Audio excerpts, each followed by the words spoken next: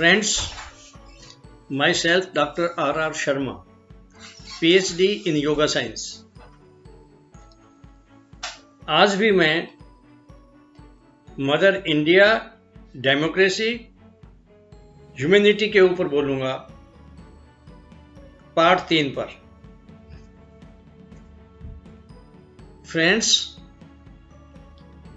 मैं आज 3 पॉइंट्स बोलूंगा। पहला पॉइंट तो है किसानों के आंदोलन के बारे, और दूसरा जो पॉइंट है वो है मेरे देश भारत की पॉलिटिकल पार्टियां, और तीसरा जो है वो है ये जो किसानों का आंदोलन है, इसको सारे देश के लोगों का आंदोलन बना दो, सबका आंदोलन बना दो इसे, और इससे लोगों को जगाना है, और जो राज कर रहे हैं और जो समाज चला रहे हैं उनकी परमानेंट नाक में नकेल डालनी, ताकि डायरेक्शन गलत ना हो। सबसे पहले मैं पहले पॉइंट पर आता हूं, आंदोलन। आंदोलन जो है उसके 2 रूप होते हैं, एक अंदर का और एक बाहर का। जैसे शरीर के 2 रूप हैं, बाहर से ये शरीर है, नजर आ रहा है, आंख नाक कान हाथ सब कुछ शरीर नजर आ रहा है, ये बाहर का रूप है। लेकिन अंदर है इसकी आत्मा, अंदर है इसकी ज़मीर, इनर कॉन्शियस, इनर गुरु, अंदर का गुरु, जिसका वाहिगुरु से सीधा संबंध है। तो इन दोनों में ज्यादा इंपॉर्टेंट अंदर का एस्पेक्ट है, अंदर का रूप है, क्योंकि अगर आत्मा ही मर गई तो शरीर तो वैसे ही मर जाएगा। तो अंदर का ज्यादा इंपॉर्टेंट है, जो साइड है, अंदर की साइड, अंदर की अवस्था। इसी तरह ये जो आंदोलन है, इसका बाहर का रूप है जोश। जोश से ही लोगों को इकट्ठा किया जाता है, जोश, लोगों में जोश भरा जाता है, जोश से ही। ये उसी तरह है जैसे शरीर ठंडा हो गया या खून ठंडा हो गया तो आग सेकना, ये बाहर का रूप है। लेकिन अंदर की होश ना हुई, हम बेहोश हुए, तो फिर वही आग जिससे सोख रहे हैं वो हमें जला के भी मार सकती है। आंदोलन अपनी मौत आप भी मर जाता है। इसलिए अंदर का होश जो है ना, वो ज्यादा जरूरी है। और अंदर के होश के लिए 2 स्टेप्स की जरूरत है। पहला स्टेप तो है, जो पहला स्टेप है वह है अहंकार को परे रखो, मन को परे रखो, बुद्धि को पकड़ो, और फिर मन को नीचे रख के बुद्धि को ऊपर रख के चलो, फिर फैसले लो। इसीलिए गुरु साहिबान ने, जो गुरु ग्रंथ साहब का पाठ होता है तो अंत में अरदास पढ़ी जाती है, तो गुरु साहिबान ने सोचा कम से कम दिन में 2 बार तो पढ़ेंगे, तो उस अरदास में ही रख दिया, मन नीवा रखो, मत ऊंची रखो। और यही चीज जो महायुद्ध, विश्व युद्ध हुआ था, उसमें कृष्ण भगवान ने अर्जुन को कही, अरे अर्जुन, तेरा मन उड़ाए ले जा रहा है तुझे आसमान में, बुद्धि को पकड़ ले, जमीन पर आ जा। क्योंकि बुद्धि ही है एक जो मन, अहंकार मन को लगाम लगा सकती है। अहंकार को पकड़ने के लिए, कंट्रोल करने के लिए बुद्धि को ही पकड़ना पड़ेगा। पर आप कोई काम नहीं करता, यह अहंकार मन से काम करवाता है। इसलिए अहंकार को पकड़ने के लिए भी मन को ही पकड़ना पड़ेगा, मन को पकड़ने के लिए भी मन को ही पकड़ना पड़ेगा। तो फिर मन को नीवा रखो और मत को ऊंची रखो और चलो। एक तो ये हो गया। और दूसरा स्टेप है कि जब हम मन को नीचा रखेंगे, नीचा, और मन को ऊपर रखेंगे, और जब जिंदगी में हम चलेंगे तो हमें पॉजिटिव स्ट्रगल में से गुजरना पड़ेगा। और पॉजिटिव स्ट्रगल का ही नाम तपस्या है। तो पॉजिटिव स्ट्रगल में से गुजरते हुए बुद्धि पर सबसे पहले आत्मा की रोशनी पड़ती है। बुद्धि सबसे अच्छी है इनमें से, अहंकार, मन। तो ये जो जब ऐसे चलेंगे हम बुद्धि को आगे करके, मन को नीचा करके, तो वो लाइट सीधी पकड़ी जाती है। और जो लाइट आ रही है ना अंदर के गुरु से, आत्मा से, वो ही पकड़ा जाता है। फिर आप पे गुरु, आप पे चेला। बस फिर तो जैसे गुरु अंदर का आत्मा कह रही है, अब जमीर कह रही है, उसको ओबे करते चलो। आप पे गुरु, आप पे चेला, यही गुरु साहब ने कहा है। और यही अर्जुन को कृष्ण भगवान ने विश्व युद्ध में कहा, अर्जुन आत्मा को पकड़ ले, अपनी आत्मा को पकड़ ले, किसी को पूछने की जरूरत नहीं पड़ेगी। क्योंकि आत्मा एक ऐसी है जो कभी भी किसी को भी कहीं भी किसी प्रकार भी धोखा नहीं देती, मिसगाइड नहीं करती। यूनिवर्सल लेवल पर जीती है आत्मा, जो प्रकृति परमात्मा का पॉजिटिव नियम है, उसमें जीती है ये आत्मा। सर्वत के भले पर जीती है ये आत्मा। ये जो हमारे अंदर है ना चौकड़ी, मन, बुद्धि, अहंकार और चित्त, ये जो है ये कैबिनेट है हमारे अंदर की, और उसी तरह काम करती है जैसे गवर्नमेंट करती है। जैसे प्राइम मिनिस्टर नहीं होता कैबिनेट में, और भी कैबिनेट मिनिस्टर होते हैं। अकेला फैसला नहीं ले सकता, अगर अकेला लेगा तो गलती हो जाएगी, रोकेगा कौन? और अगर वो चमचे बन गए कैबिनेट के आदमी और वो अकेला प्राइम मिनिस्टर सब कुछ करता रहेगा तो डिक्टेटरशिप आ गई, उसका तो विनाश होगा फिर। इसलिए कैबिनेट में जो होते हैं वो इकट्ठा फैसला लेते हैं, सर्वसम्मति से सोचकर, पीछे लगकर नहीं। अब सारे अपने अपने दिमाग को लगाते हैं, और फिर जो फैसला ले लिया ना कैबिनेट में, फिर सारा गवर्नमेंट ऑफ इंडिया, सारी ही प्राइम मिनिस्टर लेकर चपड़ासी तक सारे ओबे करेंगे उसे। और यही अंदर हम कर रहे हैं, हमारी कैबिनेट अंदर की है ना, मन, बुद्धि, अहंकार, चित्त जो फैसला ले लेते हैं ना, हम तो ओबे कर रहे हैं उसे। चाहे हम इसको बदल सकते हैं, अंदर के फैसलों को बदल सकते हैं हम, पर ना बदलेंगे अंदर के इस कैबिनेट को ना, तो ये तो फिर ऐसे ही फैसले लेंगे। फिर मैं आपको लोगों को समझाता हूं कि अंदर से कैसे फैसले हो रहे हैं, गवर्नमेंट कैसे फैसले करती है। बुद्धि है, उसका एक रडार है, उस रडार के ऊपर इच्छाएं आती हैं।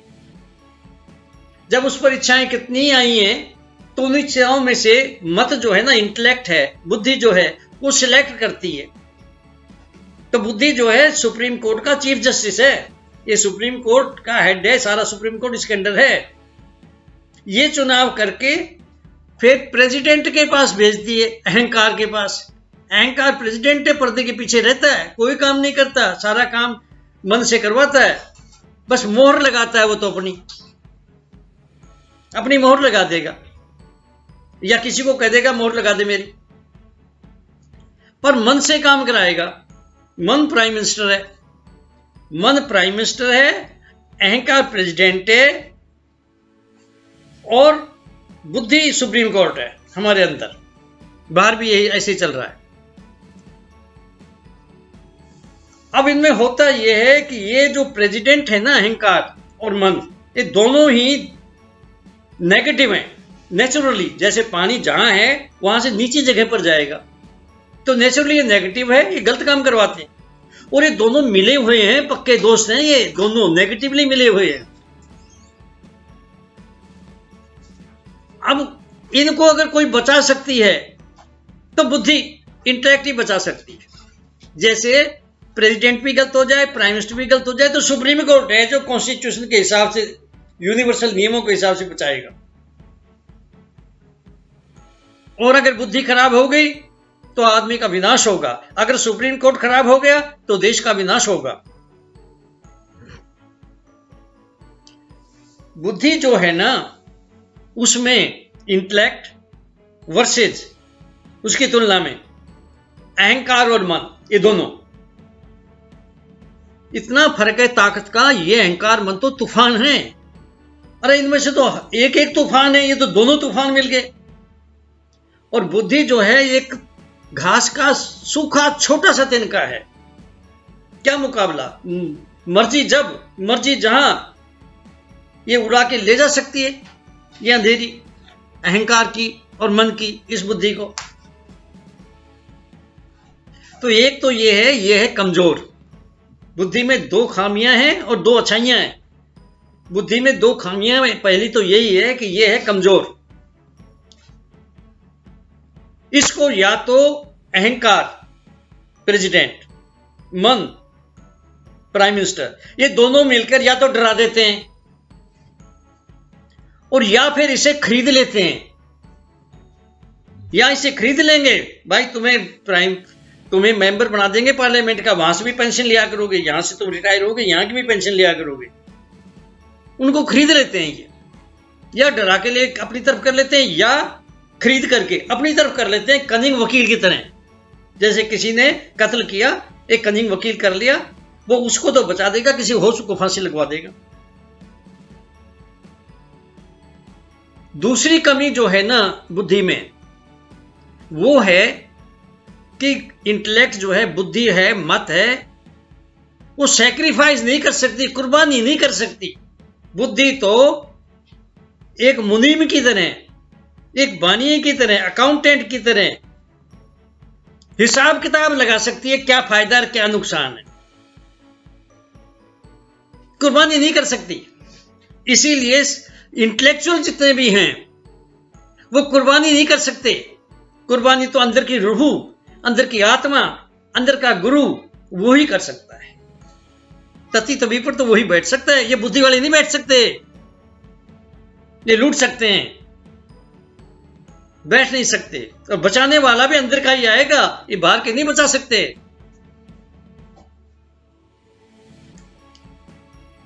तो इसमें ये दो कमियां हैं, ये कमजोर है, दूसरा ये जो है इसको खरीद लेते हैं जमीन, ये एक कुर्बानी नहीं दे सकती।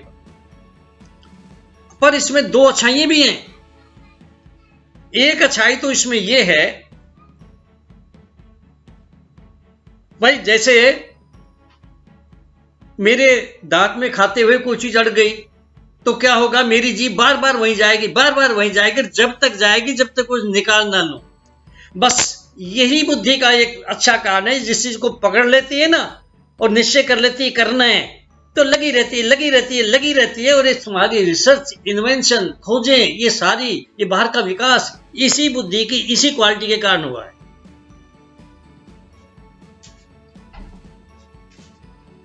और दूसरा, बुद्धि इन सबसे बढ़िया है, अहंकार से भी बढ़िया है, मन से भी बढ़िया है, चित्त से भी बढ़िया है। इसलिए ये आत्मा के, जमीर के, परमात्मा के, प्रकृति के ज्यादा नजदीक है। और पहली लाइट जमीर की, आत्मा की, इसी पर पड़ती है। तो इसका फायदा यह है कि जब ये मन को नीचे करके इसको ऊपर करके हम चलते हैं और तपस्या में से, स्ट्रगल में से, सच्चाई की स्ट्रगल में से गुजरते हैं, तो जो लाइट सबसे पहले इसको आती है वो लाइट ही पकड़ी जाती है, उससे उसका आत्मा पकड़ी जाती है, जमीर पकड़ी जाती है, अंदर का गुरु पकड़ा जाता है। बस फिर आप पे गुरु और आप पे चेला, यहां से चल पड़ते हैं। यानी ये दो स्टेप हैं आंदोलन को ठीक रखने के।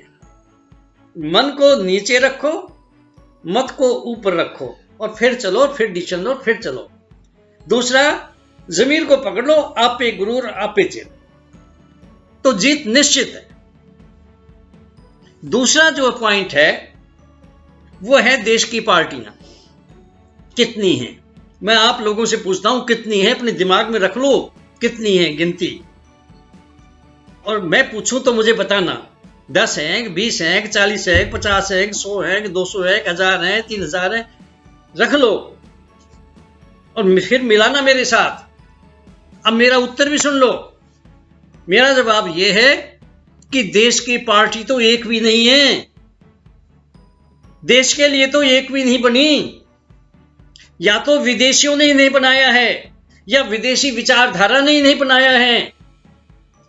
ये देश की पार्टी नहीं। अगर कोई कहता भी है ना मैं स्वदेशी हूं ये पार्टी, तो स्वदेशी नाम रख लिया, वो देश की वो भी नहीं है।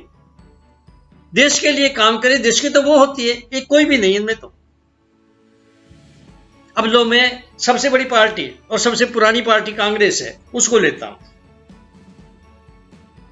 कांग्रेस को अंग्रेजों ने बनाया था, और इसलिए बनाया था कि कहीं अंदर ही अंदर पब्लिक में कोई विद्रोह ना पैदा हो जाए, तो आदमियों को इनमें भेजो और वो हमें आके बता दिया करें, हम उनका इंतजाम कर देंगे, और जो हमारे आदमी हैं उनको इनाम दे दिया करेंगे। ए ह्यूम जो था अंग्रेज, वो इसका पहला प्रेसिडेंट था। पर हमारे कुछ जागे हुए लोगों ने एक फायदा उठाया इसका, और ये जो कांग्रेस थी ना, इसको सारे देश की आजादी लेने का एक प्लेटफॉर्म बना दिया हमारे कुछ जागे हुए लोगों ने, और उस प्लेटफॉर्म से आजादी मिल भी गई। पर सबसे बड़ी गलती जो महात्मा गांधी से ये हुई कि उसने नेताओं के ऊपर पंडित जवाहरलाल नेहरू को नेता चुन लिया। नेहरू ने कहा महात्मा गांधी को कि हम पॉलिटिकल पार्टी बनाएंगे इस कांग्रेस को। महात्मा गांधी ने कहा ये गलती मत करो, क्योंकि कांग्रेस एक पार्टी नहीं, कोई पॉलिटिकल पार्टी नहीं, ये तो सारे देश का एक आंदोलन था, इसमें तो सारा हिंदुस्तान था, इसे तोड़ दो। लेकिन नेहरू ने कहा नहीं, हम नाम ही कांग्रेस रखेंगे उसका, ताकि लोग ये समझे कि आजादी इन्होंने दिलाई है, और दूसरे हम अपना झंडा भी ये हिंदुस्तान का तिरंगा ही रखेंगे, देश का ही, बस उसमें से अशोक चक्र निकाल देंगे। ऐसा ही उन्होंने किया, और नींव ही जब गलत पड़ गई तो सारी मंजिलें ही गलत होती चली गई, सारी मंजिलें ही गलत हो गई, और 70 साल तक ये लूटते रहे। अगर जिसे विकास कहते हो ना, दिखता है, हाँ वो कुछ लगाएंगे तभी तो खाएंगे, वो सिर्फ इस वास्ते लगा 10% के, खा 90%, ये विकास है। कहां खड़ा हिंदुस्तान? सबसे बड़ी बात तो एजुकेशन को ठीक नहीं कर सके, करप्शन ही करप्शन है यहां पर, अंधे ही है, पब्लिक को अंधा ही रखा, क्योंकि जाग गए तो पकड़ लेंगे, इन्हीं गली से पकड़ेंगे, इसलिए एजुकेशन नहीं थी कि जाग ना जाए कहीं। सबसे बड़ा गलत काम तो इन्होंने ये किया। अब लो दूसरी पार्टी। दूसरी बात एक और बता दूं मैं यही, कि महात्मा गांधी ने कहा था कि हिंदुस्तान को पॉलिटिकल पार्टी सिस्टम से नहीं चलाना, पॉलिटिकल पार्टी सिस्टम से नहीं चलाना। यहां चुनाव तो होंगे, जनता करेगी और आम जनता को ऊपर भेजेगी। हुआ ऐसे होगा कि हर गांव के मोहल्ले में वो मोहल्ले वाले खड़ा करेंगे आदमी को, मोहल्ले वाले खड़ा करेंगे, वहां से लेकर प्राइम मिनिस्टर तक, पार्लियामेंट असेंबली तक, वहां से ही शुरू होगा काम, और वही लोग करेंगे, क्योंकि मोहल्ले वाले को पता है कौन अच्छा है कौन बुरा, और बुरा भी आ गया तो आगे छंटा भाग गिर जाएगा, क्योंकि वही मोहल्ले वाले मिलकर के फिर गांव की पंचायत बनाएंगे, और वहीं से जो शुरू होकर के छंटते हुए ब्लॉक में जाएंगे, फिर वहां की परिषदें बनेंगी, फिर वहां से छंटते हुए फिर आगे जाएंगे तहसील में, वो असेंबली में जाएंगे, और वहां से छंटते हुए जिलों में जाएंगे, वो पार्लियामेंट में जाएंगे, छंटते हुए जाएंगे। गलत पहले तो कोई आएगा ही नहीं, आ गया तो रास्ते में छंट जाएगा, आम आदमी वहां पहुंच सकेगा। लेकिन नहीं, इन्होंने तो देख लिया जो कुछ किया, मैंने बता ही दिया है। अब दूसरी पार्टी को लो। दूसरी पार्टी जो है बड़ी, वो है भारतीय जनता पार्टी। भाई मोदी को प्राइम मिनिस्टर इसलिए नहीं बनाया कि मोदी अच्छा है, सुन लो, ध्यान से सुन लो। मोदी को इसलिए नहीं चुना, इसलिए ऊपर नहीं भेजा, इसलिए प्राइम मिनिस्टर नहीं बनाया कि अच्छा है, और भारतीय जनता पार्टी को भी इसलिए नहीं बहुमत दिया कि यह अच्छी है। असलियत में ये इसलिए चुने गए कि बाकी पार्टियां खराब हैं, उनको मौका दिया, उन्होंने काम करके दिखाया ही नहीं, तो इन्होंने सोचा इसको देख लो, ये तो समझते हैं ना कभी जाएंगे ही नहीं, वो भेजने वाले तो इसलिए भेजा था शायद कुछ कर दे, ना करेगा तो ये उतार लेंगे, ये करेगा तो बैठेगा, नहीं तो उतार लेंगे। ये सारी ही पार्टियां जिसमें कांग्रेस है, कम्युनिस्ट और ये सारी भारतीय जनता सारी आगे सारी पार्टियां जितनी भी हैं, ये तो भाई कांटे हैं जो हमारे शरीर को लगे हुए हैं, देश के शरीर को, देश के पैरों में लगे हुए हैं। फर्क इतना है, ये पार्टियां पैरों में लगे हुए कांटे हैं ना, जो चलने ही नहीं देते आगे। तो भारतीय जनता पार्टी, मोदी हाथ में पकड़ा हुआ कांटा है। जब आप जाते हैं खेत में, कांटा लग गया पैर में, तो आप क्या करेंगे? सुई तो है नहीं, आप करेंगे कीकर में से एक सूल निकालेंगे, वो सूल लेकर फिर कांटा निकालेंगे, और फिर क्या करोगे? जो कांटा लगा था उसे ही फेंकोगे, जलाओगे? नहीं, दोनों जलाने पड़ेंगे, दोनों को तोड़ना पड़ेगा, दोनों को जलाना पड़ेगा। पैर में लगे हुआ कांटा भी और हाथ में पकड़ा हुआ कांटा भी, क्योंकि ये भी कांटा है, लगेगा ये भी, और दर्द ये लगेगा तब भी दर्द होगा, तो दोनों को जलाना पड़ेगा। बस वही बात है, मोदी को इसलिए भेजा था, यार ये हाथ का कांटा, शायद ये कांटों को निकाल दे, लेकिन ये तो भारत माता के दिल के ऊपर जाके लग गया, धरती के बेटों के हृदय पर लग गया, किसानों के हृदय पर लग गया, और हार्ट पर लगे वो ज्यादा खतरनाक है पैरों से भी। ये जो भारतीय जनता पार्टी है, इसका पहला नाम जनसंघ हुआ करता था, और इसकी जो जड़ है वो है आरएसएस, राष्ट्रीय स्वयंसेवक संघ। इनको पाला है ना, जन्म दिया और पाला है, वो मध्य क्लास ने पाला है, मध्य क्लास ने, खास करके मध्य क्लास के बिजनेसमैन, व्यापारियों। इसलिए इसको जनसंघ को व्यापारियों की पार्टी भी कहते थे।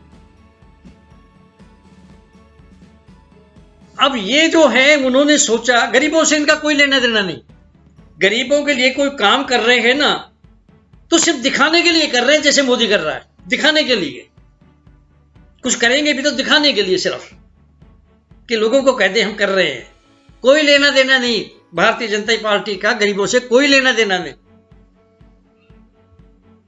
और दूसरा जो है, बिजनेस जिन्होंने पाला है मध्य क्लास, उसको भी इन्होंने छोड़ दिया। अरे इन्होंने सोचा हमें तो पैसे लेना है, हमने 99% पब्लिक से क्या लेना, हमें तो अंबानी और अडानी ही 1% है, वो ही काम उनसे ले लिया करेंगे, उसे ही पालेंगे। इसको भी छोड़ दिया।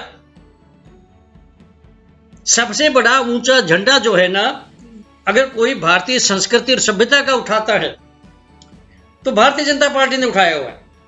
हालांकि इसे नहीं पता भारतीय संस्कृति क्या है, सभ्यता क्या है। इसे ये नहीं पता भारतीय संस्कृति सभ्यता का जन्म तो खेतों में हुआ है।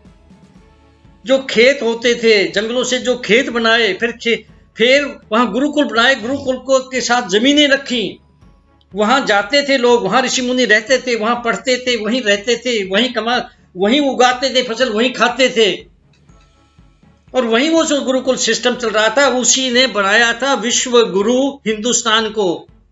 तो ये तो संस्कृति सभ्यता तो खेतों से पैदा हुई है। इन्हें यह भी नहीं पता, भारतीय जनता पार्टी को यह भी नहीं पता कि ये जो त्योहार बने हैं, पर्व बने हैं, उत्सव बने हैं, मेले बने हैं, अरे ये तो फसलों के हिसाब से बनाए गए हैं, खेतों ने बनाए हैं कि कब फुर्सत मिलेगी फसलों से, तो हम होली मनाएंगे, दिवाली मनाएंगे, पर्व मनाएंगे, मेले मनाएंगे, माघी मेला मनाएंगे, कुंभ मेला मनाएंगे, उनके हिसाब से रखे हुए हैं। सबसे बड़ा नुकसान अगर किसी ने भारतीय संस्कृति और सभ्यता का किया है तो वो भारतीय जनता पार्टी ने, के प्राइम मिनिस्टर नरेंद्र मोदी ने और बाबा रामदेव ने किया है।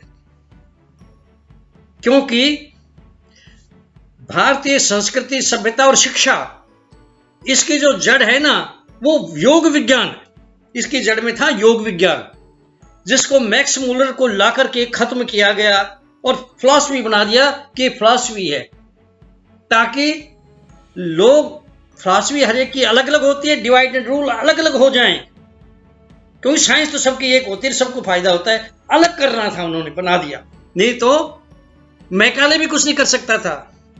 वो कहता था हम संस्कृति को खत्म करेंगे, सभ्यता को, या या शिक्षा को तो फिर आ जाएगी, क्योंकि जड़ में पानी तो ये देती है साइंस। और ये मोदी, इसीलिए कहता हूं ये मोदी और रामदेव ने उस विज्ञान को, उस योग को योगा बना दिया और फिजिकल एक्सरसाइज कर रहे हैं योगा के नाम पर।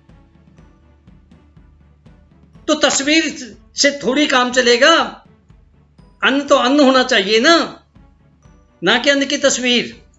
तो ये योग है ही नहीं जो ये करा रहे हैं, ये योग है ही नहीं, और योग में चीजें हैं ही नहीं जो ये करा रहे हैं, और ये दूसरे को करने नहीं देते। देखिए, सबसे ज्यादा अगर कोई, ये पक्की बात है कि सबसे ज्यादा अगर कोई मां की इज्जत करता है तो वो भारतीय जनता पार्टी है। कहती है गऊ हमारी मां है। अरे गऊ का दूध तो निकाल लेते हैं, फिर लात मार के फेंक देते बाहर गलियों के अंदर, जा खा के बाहर आ, दूध नहीं यहां जा, बाहर जा। और रोज गलियों में फिर रही है, बुजुर्गों को, बच्चों को टक्कर मार करके मार रही है। जब तुमने घर से बाहर से निकाल दिया तो कसाई ले जाएंगे, वही काटेंगे, कसाईयों को तुमने सौंपा। और दूसरा जो है जिसको मां कहते हैं, वो है भारत माता। अरे भारत मां को इन्होंने अंबानी अडानी को सौंप दिया कत्ल करने के लिए कि इनको मार दे और फिर लूट ले, सब कुछ लूट ले, जमीनें ही नहीं सब कुछ लूट ले इनका। बाकी जो पार्टियां हैं ना, वो तो एक क्लियर है। मैं तुम्हें बता देता हूं, इनका जन्म तो किसी ना किसी आंदोलन से हुआ है, किसी ना किसी आंदोलन से हुआ है, चाहे वो विदेश का हो चाहे यहां का हो। पर एक खासियत रही है इन लीडर में, नेताओं में, जो इन पार्टियों के हैं, जो बाकी पार्टी हैं, वो खासियत ये है कि जिस आंदोलन से ये पैदा होते हैं ना, जैसे केजरीवाल, जिस आंदोलन से ये पैदा होते हैं उसी आंदोलन का ये कत्ल करते हैं, उसी आंदोलन को खत्म कर देते हैं। जैसे केजरीवाल ने अपने गुरु अन्ना को धोखा नहीं दिया, आंदोलन को भी खत्म कर दिया, आंदोलन को भी खत्म कर दिया। और आंदोलन ही एक ऐसी चीज है, अरे एक आदमी को धोखा दे जाता तो कोई बात नहीं थी, अन्ना को भी दे जाता तो। ये आंदोलन ही एक ऐसी चीज है जिससे लोगों को जगाया जाता है। इसने आंदोलन की जड़ काट दी, अब विश्वासी लोगों का हटा दिया। अगर हम कहते हैं किसी को जगाएंगे, ये आंदोलन चलाते हैं, तो वो कहते हैं कोई केजरीवाल आ जाएगा, कुछ नहीं होना, यहां विश्वास ही हटा दिया। ये तो हिंदुस्तान की किस्मत अच्छी है, हिंदुस्तान के लोगों की किस्मत अच्छी है कि ये किसानों का आंदोलन अपने आप आ गया। ये किस्मत ही अच्छी है, गुरु साहब की मेहर है बस। और याद रखना, उनकी मेहर है, इसीलिए आंदोलन शांतिपूर्वक पूरे तरीके से चल रहा है। क्योंकि मन नीवा रखो, मत ऊंची रखो, इनके खून में है, ये पंजाब के खून में है, इसीलिए ये चल रहा है। अब मैं अपने तीसरे आखिरी पॉइंट पर आता हूं कि ये किसानों का जो आंदोलन है ना, इसके प्लेटफॉर्म को सारे हिंदुस्तान के लोगों का प्लेटफॉर्म बना दो। इसमें अकेले किसान नहीं, इसमें हम भी आते हैं, इसमें मजदूरों को भी ले लो, किसानों को भी ले लो, मजदूरों को भी ले लो, गरीबों को भी ले लो, इसमें सबको ले लो, इसमें टीचर्स को भी ले लो, आंगनवाड़ी को भी ले लो, सारे एम्प्लॉइज को भी ले लो, बैंक एम्प्लॉइज भी ले लो, रेलवे एम्प्लॉइज भी ले लो, दूसरे एम्प्लॉइज भी ले लो, इसके अंदर जवानी को भी ले लो, कुर्बानी को भी ले लो, और मां को ले लो। सबसे ज्यादा कुर्बानी तो मां से होती है, मां को ले लो, भारत मां को ले लो, प्रकृति मां को ले लो, और सबका बना दो एक प्लेटफॉर्म सारे हिंदुस्तान के लोगों का, जिसका काम होगा लोगों को जगाना। और ये जो चला रहे हैं गवर्नमेंट, राज जो चलाते हैं, समाज जो चलाते हैं, इनकी नाक में परमानेंट नकेल डालनी, ताकि गलत हो तो इनकी डायरेक्शन ठीक कर दे खींच कर। पर इसके लिए एक चीज सुन लो, आंदोलन के लिए इस वक्त सबसे बढ़िया टाइम है। कारण आंदोलन का पर्पस देखा जाता है कि बेसिक काज क्या है। आंदोलन का, किसानों के आंदोलन का बेसिक काज है अपनी होंद बचाना। अरे किसानों की होंद नहीं, किसानों की जमीनी नहीं, वो जो पैदा करते हम खाते हैं, हमारी भी होंद बचाना है, सबकी होंद बचाना। और इसके पीछे आमतौर पर जो चलाते हैं पहले आके, उसके पीछे लोग तो लग जाते हैं जोश में, पर वो समझौता कर लेते हैं, हट जाते हैं जिन्होंने चलाया था, और दूसरे जो है वो दौड़ जाते हैं, आंदोलन अपनी मौत आप मर जाता।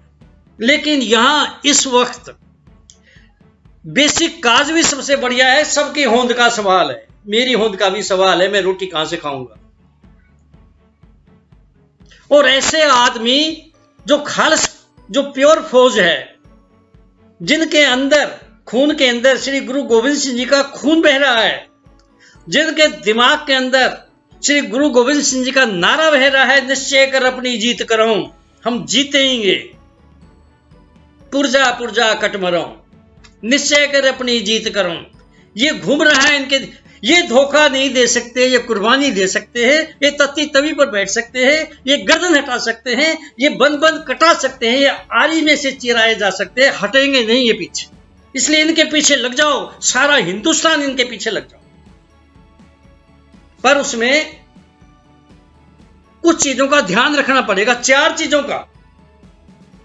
पहली चीज तो यह है कि जो आदमी सेल्फ ऑनेस्ट हो और जिसमें सोशल मोरल एटीट्यूड्स हो, यानी कि जो सरबत के भले पर चले और कहे ही नहीं, स्टेज पर ही ना बोले, जिंदगी में चल रहा हो, उनको आगे लाओ, उनको आगे लाओ। होश रहेगी, अंदर की होश रहेगी आंदोलन की। और इतना इंपॉर्टेंट एक दूसरा पॉइंट है, वो ये है, किसी भी पॉलिटिकल आदमी को स्टेज पर मत चढ़ने दो और मत बुलाओ अपने पास, यहां मत बुलाओ आंदोलन में। लेकिन वो तो ढीठ हैं, वो तो खुद आएंगे और बैठेंगे और कहेंगे हम तो सेवक हैं, जैसे केजरीवाल आया था, हम तो सेवक हैं। अरे ये कह रहे सेवक ना आए इसलिए है, नहीं तो वोट बैंक है, हमें वोट पा दो, ये कहने आए हमें छितर मार लेना पर वोट पा देना। इनको दूर रखो, आ भी जाए तो इंडिफरेंट हो जाओ, उदासीन हो जाओ, दूर रखो इनको, इनकी बात मत सुनो, पर इन पर ख्याल ध्यान भी रखो, क्योंकि ये शरारती तत्व हैं, ये कोई ना कोई करेंगे शरारत, ये मिसगाइड करेंगे, ध्यान भी रखो इनका। आ भी गए तो बगैर बुलाए ही आएंगे, तो ध्यान रखना। और तीसरा ये है कि हिंदुस्तान का सारा मीडिया, टीवी सब बिक चुका है, कोई किसी पार्टी के साथ तो कोई किसी पार्टी के, बचा नहीं है कोई। हम सोचते थे अरुण जो है गोस्वामी, वो सुशांत की आवाज उठा रहा है, अच्छा है, तो फिर किसानों की आवाज क्यों नहीं उठा ली? किसानों के बारे में कैसे बोल रहा है, सुशांत के बारे में कैसे बोल रहा है? भाई सुशांत के बारे में पार्टी ने कहा था बोल, इसलिए बोल। तो कोई भी नहीं बचा है, कोई भी नहीं बचा है। एक चीज है बस, सोशल मीडिया। और सोशल मीडिया को अपने हाथ में लो, अपने चैनल्स बनाओ और अपनी आवाज को पहुंचाओ, और जो ज्यादा ऊंची आवाज पहुंचाता है उस चैनल को और उठाओ।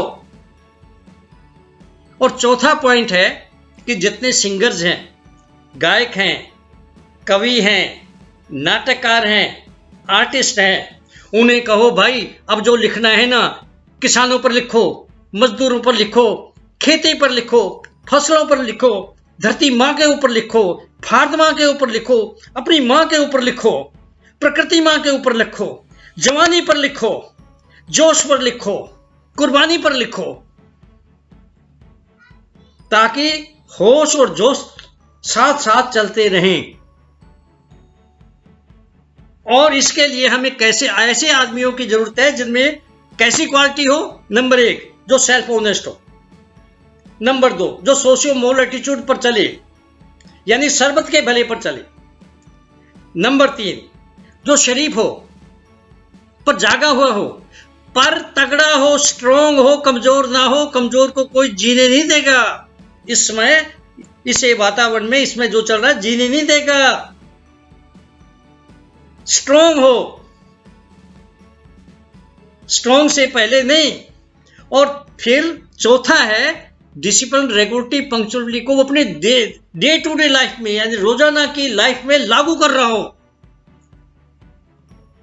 और यूनिवर्सल मोरल कंडक्ट, प्रकृति, के जो यूनिवर्सल नियम है, जैसे किसी को तंग ना करना, झूठ ना बोलना, चोरी ना करना, किसी चीज के ऊपर कब्जा ना कर, इन चीजों को अपनी दिन प्रतिदिन की जिंदगी में लागू कर रहा हो, ऐसे आदमी चाहिए।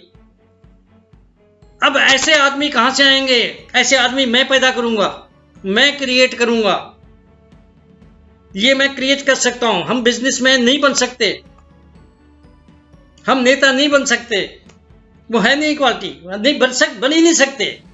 पर हाँ, ऐसे आदमी हम क्रिएट कर सकते हैं, और ये ऐसे आदमी क्रिएट करने के लिए ही द इनर साइंस ये चैनल खोला है, जिसमें पहले मैं इस सारे प्रोसेस को के अंदर का कैबिनेट जो है, इधर मैकेनिज्म है, मन बुद्धि अहंकार चित्त, कैसे इसको पकड़ते हैं, कैसे साफ करते हैं, खालस प्योर करते हैं, और कैसे इसे कंट्रोल करके चलाते हैं, ये पहले समझाऊंगा।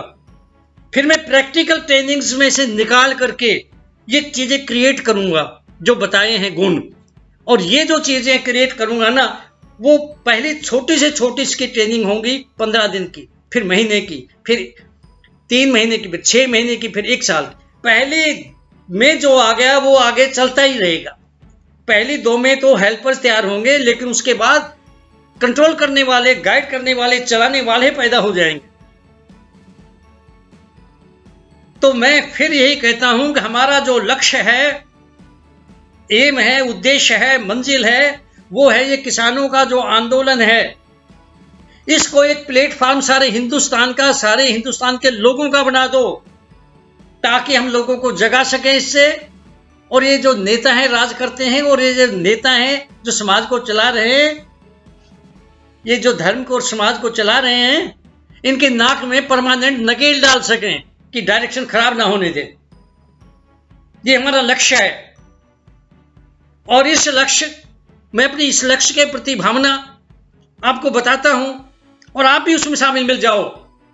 उठा है कदम जो आगे, जो हमने सोचा है करने के लिए, उठा है कदम जो आगे, न पीछे हम हटाएंगे। उठा है कदम जो आगे, न पीछे हम हटाएंगे। आ गई मौत भी आगे, तो मंजिल हम सजाएंगे। आ गई मौत भी आगे, तो मंजिल हम सजाएंगे। कहेंगे रोक लो हमको, कहेंगे मौत से, कहेंगे मौत से, कहेंगे रोक लो हमको, मगर ना रोक पाओगी। बनेगी खाक और मिट्टी हुई जो गलतियां तुझसे। फर्ज की आग में ऐ मौत हम तुझको जलाएंगे। खुलेगी नींद से आंखें, हम मंजिल पास पाएंगे। आ गई मौत भी आगे, तो हम मंजिल सजाएंगे, मंजिल सजाएंगे, मंजिल सजाएंगे। भारत माता की जय हो, प्रजातंत्र की जय हो, इंसानियत की जय हो। फ्रेंड्स, ज्यादा से ज्यादा सब्सक्राइब करो, शेयर करो, लाइक करो, कमेंट करो, और सारे इकट्ठे हो जाओ।